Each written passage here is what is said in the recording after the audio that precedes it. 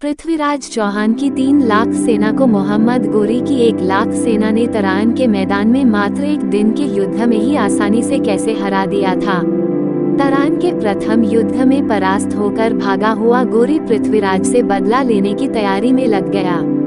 वो अपनी सैन्य क्षमताओं को बढ़ाने में जुट गया। इधर पृथ्वीराज ने बाहरी आक्रांताओं से निपटने के लिए अन्य रजवाड़ों से सैन्य सहायता की अपील की, पर उन्हें वो मिली नहीं। इसका सबसे बड़ा कारण भारतीय राजघरानों का आपसी संघर्ष था।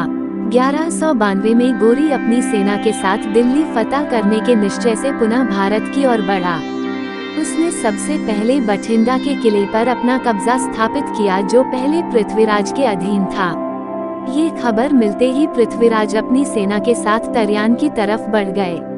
अब वो और गोरी की सेना आमने सामने थे।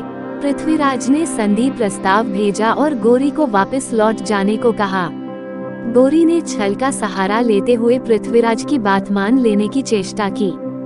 गोरी ने पृथ्वीराज से ये कहा कि वह अपने भाई का संदेश मिलते ही अपनी सेना पीछे हटा लेगा। इस खबर ने पृथ्वीराज को गोरी के प्रति आश्वस्त कर दिया था, लेकिन समय रहते गोरी के सैनिकों ने पृथ्वीराज के सेना की रेकी कर ली थी। भोर के समय जब दिल्ली की सेना विश्राम कर रही थी, तभी गोरी ने आक्रमण कर दिया। गोरी की सेना ने मौका पाकर पृथ्वीराज की सेना को नुकसान पहुंचाना शुरू कर दिया था। शुरुआती नुकसान उठाने के बाद पृथ्वीराज की सेना भी तैयार हो गई। गोरी के पास फुर्तीले घुड़सवार थे जो पृथ्वीराज की सेना को भारी नुकसान पहुंचा रहे थे। ऐसे फुर्ती दिल्ली के सेना में नहीं थी। इसके अलावा गोरी ने पृथ्वीराज के सेना के पार्श्व और पिछले हिस्से पर आक्रमण कर दिया। गोरी ने पिछले हार से ये सीखा था कि भारतीय सैनिकों से वह आमने सामने का युद्ध नहीं लड़ सकता। अतः उसके सैनिक दिल्ली के सैनिकों से उलझने के बजाय युद्ध से पीछे हटते और उन्हें अपने पीछे आने पर मजबूर करते। वे उन्हें अपने क्षेत्र में ले आते और फिर एक साथ मिलकर उस सेना पर आक्रमण करते।